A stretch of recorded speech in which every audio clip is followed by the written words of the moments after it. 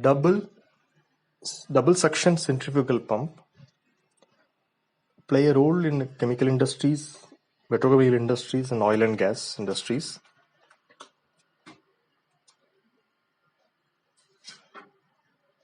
Centrifugal pumps having the double suction is preferred for a handling of the quantum of the liquid, large quantum of the liquid with the low NPHs. The mean in the name itself defined that there will be the two suction for the centrifugal pump. Two suction definitely will have the two entry to the impeller. You can see here this is the suction of the centrifugal pump. This nozzle, this side, this nozzle is the suction.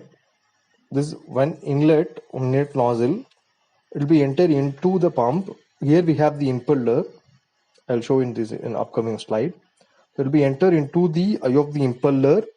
Single impeller will be there or double impeller also will be there. That is, a double impeller means I have the two stage, or in the single impeller, if we take, the discharge will be come out in this casing. So as we see in the earlier video, the casing will convert the velocity energy into the pressure energy, and it will be passed to the discharge nozzle to the discharge line. So mainly we have these pumps in the cooling towers, hot water pumping areas, because wherever there is the demand of the NPHs, the single section pumps also can cater the flow, higher capacity of the flow. But when there is a two cases, that is the high capacity, high liquid handling, and then low NPHs area, there is a cooling tower area. For example, if you see the cooling towers, most of the cooling towers, conventional cooling towers, all will have the suction lift cases. That is, the water will be below the pump casing. That is for priming and for drawing the liquid. It's very difficult in case of single stage pumps, single impeller pumps, that is, or a single suction pumps. So we have the double suction pumps for the easy applications. Now we'll see that what is a dual suction pump, that is double suction pump. Double suction impellers with the two eye, one on the each side. In this video we can see, in the slide we can see, it is the two impellers is mounted in the single shaft. It is not a two stage, it is a single stage only, because the impellers are combined together, two impellers. So water entry will be, you can see this is the water entry. It is a suction. This is the casing suction side, and the impellers also. You can see the arrow. Water will be entered into this, and eye of the impeller is the two. In the single impeller, we have the two eye, the two opening. So water will be entered into the eye, and then will get discharged through this way. So in that casing, this velocity will convert into the pressure energy, and it will be pumped to the discharge nozzle. What we yearly discussed is the dual suction impellers are mostly specified for the low NPHs applications, because the eye area is doubled. It can receive twice as much fluid at the lower velocity head.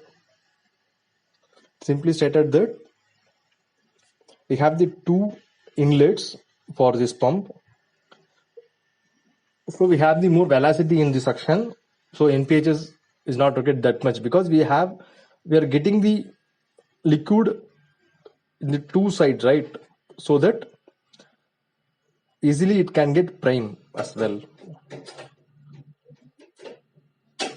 So dual suction impellers are mostly found on the split casing pumps, where the shaft passes through the impeller.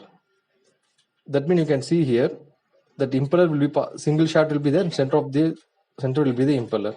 You can see in the previous video for the easiest way. The impeller, we have the shaft, that is a single shaft, impellers motor under the single shaft. So main purpose is the wherever the low suction area and the high liquid catering areas. It is the typical conventional double suction pump. It is a discharge vent. It will be used for the priming and is there for the gland cooling. Most of the gland packing will be there. Whenever there is the hot water or any not eco-friendly liquids will have the mechanical seals assembly. So there also external coolers will be there, but in this case we have the cooling water system. So we have the gland packing and the same liquid will be act as the coolant for this pump. During startup, this vent will suction, the suction valve is the discharge valve. There will be closed condition for AC priming and AC startups. Suction valve we want to line up. Then casing vent will be open condition. Once the priming was completed, priming we can put the water from the external source and then we can fill it up the casing for suction line. Once the water is filled, water will be come out through the vent. So we can keep the vent valve is open condition for ACS priming. So we can start the pump. Once started the pump, water will be come out from the vent through the vent. By that we come to know pump is get primed. So we can close the vent valve slowly to full, and then we can line up the discharge valve by monitoring the current, how much current it is taking. Keep on opening, the current will be get increased gradually. By that you come to know the pump is coming to the picture.